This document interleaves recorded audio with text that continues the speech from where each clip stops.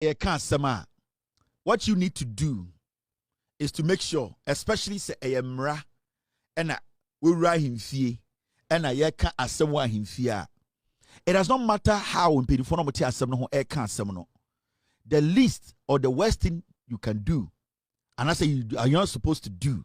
I didn't say we yen say ube step out of asem na yeka him fee ko jina bontene atwa yampia.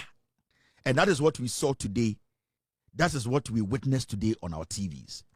And to say you can't somewhere him fee in penifo atnase obi eniwa in penifo etoto ano if we say we ni patitiru wo krum oni ye neti kru we mu yenim se we ni patitiru asem abeda ho yenim se ye de mra ne di asem enti ohene krampo amfre ekromwofo if we say omo pese omo bo ho ban enti asem ne beto ho na asem nkofa ne mra na membo de wuro fre busua panyi bra fre ochiame bra fre odikro bra fre ahemfo miensa beka me ho na yentie na asem efri se oye nipa titiri wo krom ha maami we epie kogina ahemfie na bontene na auto ayampia na ayampia na auto no ene den. She was trying to denigrate Torkornoo, trying to denigrate ohene no, trying to denigrate ahemfo na ya from no mabetena kokrom ene ne ka asem no kode no. She was trying to make them look bad in the eyes of the villagers. That is what Torkornoo did today.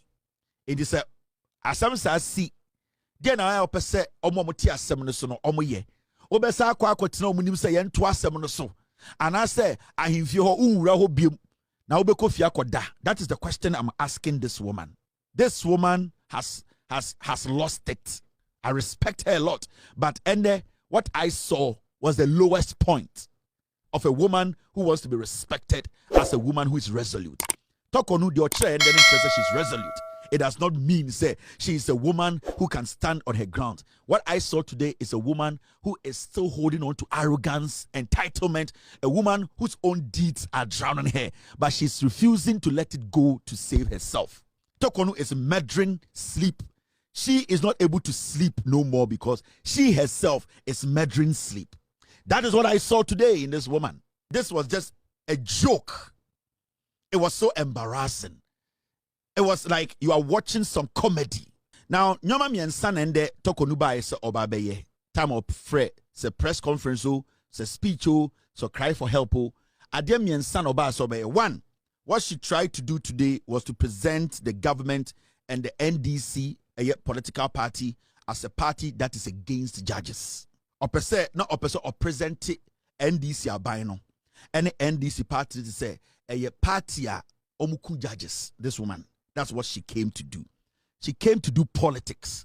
If you are not intelligent, if you are not smart, if you don't understand communication, you wouldn't know what she was trying to do. 90% of the things she came to say are trash. But then she had an agenda. And the agenda was that, let me take Ghanaians back. Let me make Ghanaians understand. Let me create something in the head of Ghanaians say, I am also a judge. Mokai NDC for ne yaka semya to almost say omoku judges pain. So the damage na oba so be no. Sa nyoma bebrebe na okan na ehia no. Na our agenda 3 and a good table so oba so be or a pure politician.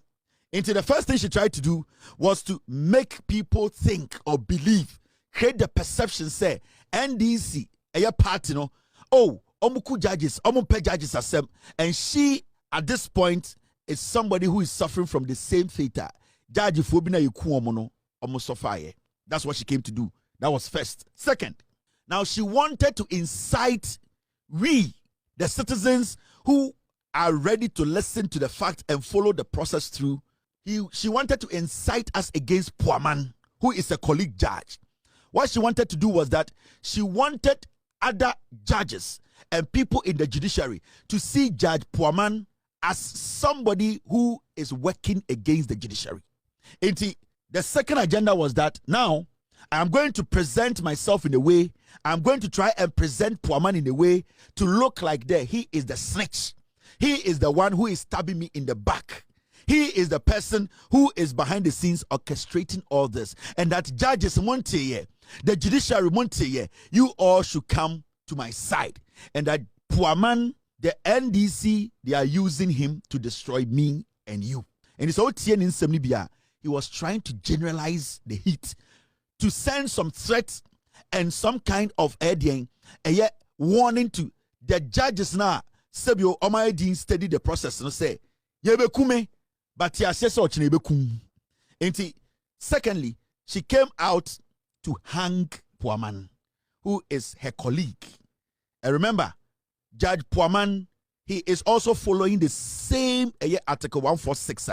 Emma Yahukwain, Emma Dien, Yama sa process where you Juma Amiakusi DC. Remember, Torkornoo Ebesinde, Yankasa with D4 Ewa Sembiamu. Nobody has pronounced her guilty in any of the deliberations, the committee, the whatever. Obia niwa wa bien anaka the Torkornoo D4. Put that in your head. But you see, today she was speaking as if she's guilty. She was speaking as if she has been condemned. She was speaking as if say today ono ojina hono ya bona senwiem, but as we speak, Torkornoo is still, or she still has the right to defend herself. The third agenda or the bar and the is simple. Play the victim role or play the sympathy card. She came with a lot of makeup.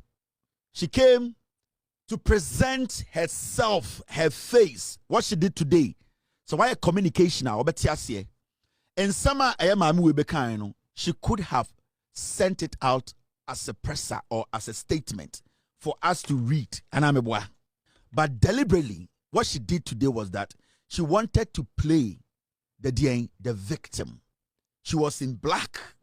From the Nazi, she was in black. She was sending a message. I am being victimized. Mina Metiano, please help me. She was begging for sympathy. She came there to act, to play the victim. But she has not been condemned yet.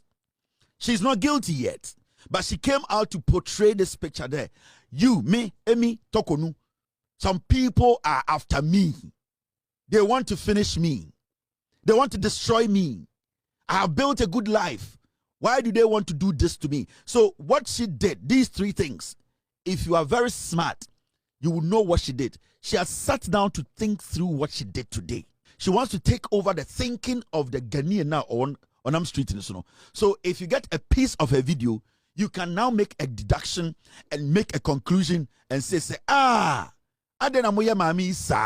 what she wanted. And that is what she created today.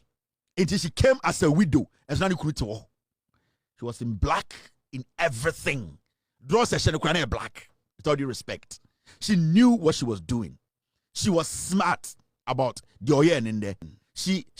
But you see, in her video, she made it sound like some small bunk bee. Another Dan Kwekufo and the MPP. They renovated it before election 2024. Election no elu omuluzia no mujato. The Edu Lodge na okase. Omo sheda the case ni ko ho so onko because nane wo fa bi on ne tenaye na oyeso genia ye ku judges bia na okan no na omo pese okai ni wo fa ni wuo. This is the Edu Lodge. Now ask yourself, why would she start from here? One thing she wanted to do, she wanted to blow the cover of the committee, where the committee meets. She wanted Ghanaians to know, say, aha, and if you're a bad person and you hate what is happening, if you hate Puaman, if you hate those committee members, this is where you have to come. She was sending a red signal. You and I, do we care about where this hearing is happening or was happening? No. The government did everything possible to keep it away from us. But why do you think this woman will start by exposing where the meeting is happening? Because opesa odi obia okasa committee no and anyone involved opesa odi omoto a very difficult position. She is breaking the security down. What this woman is doing, she's basically calling for help. If you want to attack these people, if you want to come burn the place up, if you want to come shoot, this is the place to come because this is where it is happening. So these are the codes she was sending. Because to bring Edu Lodge into this matter and to tell us to say, that is what you think, that means that is not the fact. Because Obusa question say, it may be only the meeting, no. I don't know person me kai me ofa yeku no any ade ana and the ebia sa na medwene, meaning she herself, she cannot prove say that is the reason why sa meeting no was put ewa anase ka say omonye no Edu Lodge. What she was doing, She was trying to incite the people who support her, who are hooligans, people who want to attack the committee members, people who want to come there. The person here say she needs people to come there, amass out there, and start demonstrating. That is what she's doing. She's giving them codes. She's telling them, Sanko from a committee, so person who moi, Munina Mumbra Edu Lodge, Mama demonstrate into a Chanapa, you bounce a nipa 2,000 a demonstration around a castle. It is because the woman has given the green light. She has exposed every single member of that committee. Because you ask yourself, why would she bring Edu Lodge into this? She's the Chief Justice. She's leading. She's indirectly leading people. She's indirectly giving a signal. And right now as we speak, every committee member, their life is at stake. Menoka say, so be person obo be true, or be person or attack any of the committee members. The only place they are heading is Edu Lodge area. It does not matter the security around. Right now, that place is not safe. That is what Torkornoo was doing. She's inciting her base, telling them the location. And it's not but let's keep it here. I want to ask this woman, say, before our Omiti committee, did she take an oath? And if she took an oath, what does the oath tell her? What does it tell her? In fact, did she take an oath before the proceedings? And I am very sure, say, she took oath, or she has been taking oath every single day before the committee sits. Now, what did the oath, or what was the reason for her taking an oath? It was for her to protect the secrecy of the committee hearing. It was for her to protect the secrecy of the committee hearing. When the committee started hearing this woman's case, at a point she went to Supreme Court. Why didn't she do a press conference in public before going to the Supreme Court? But even though she knew that the committee, they had given all her rights, she knew that she has every right to go to court, to allow her legal team to go to court. She knew she was under oath. So what did she do? She did not come out to publicly tell Ghana for say, this is what is happening to me. But what she did is, she knows the law. So she tasked her lawyers or her counsel to go to the Supreme Court. Why do you think if today, Opesoko High Court, why would she do a press conference on TV?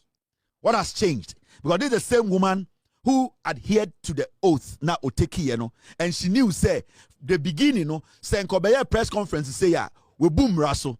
Now, suddenly, something has changed. She has decided to flout the law. Sa oath no oteki, we break it, and we have press conference, and we catch say, High Court. Now, say, Nkopesoko High Court, I didn't want to mass man lawyers. It's the first time, no, or smart or more call Supreme Court. No. Why do we need a TV, this jamboree paparazzi thing? There's a reason why she's doing this.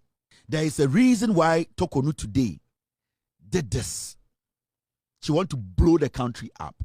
Three things now to buy. One, to present the NDC as a party that kills judges. Secondly, to tell Ghanaians to say, the judge is on the case, poor man, any other judges, they are ganging up against her. And three, she wanted to play the victim. Sympathy card. Yeah, she said something like this.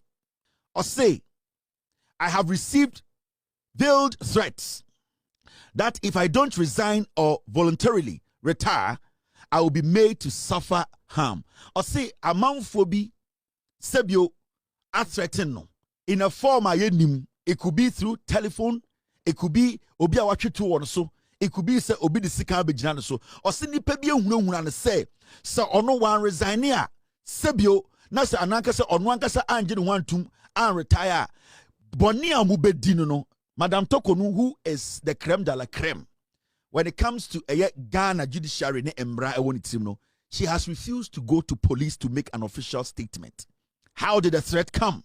Was the threat through a telephone call? Was it through email? Was it in person? Was the threat through a gun pointing at your head? How did the threat come? Where did it come from? What exactly did the person say? Why haven't you taken the initiative to report the threat to the police, but to come on national television to tell Ghana that you have been threatened? You are a judge. You are not just a judge. You are the Supreme Court, Chief Justice of our Supreme Court. Right now, you don't even recognize the Ghana Police Service. You have a policeman following you and guarding you every single day. You don't even respect that the police can protect you. So now you want to come on TV to tell we or us that you are being threatened and that you don't know what to do as a Chief Justice. And I am very sure you go everywhere with your security man, with your police. So I don't think the threat was in person, because if it was in person, I know your bodyguard would have taken care of that person. So the threat might have been through your phone, a phone call, an email, a text message, which can be traced.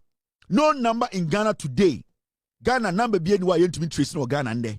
Was it through an envelope that was thrown in your hand? You need to let us know, because at this point, you are still the Chief Justice who is on suspension. So you need full protection of we Ghanaians. So what stopped you from going to the police to make an official statement?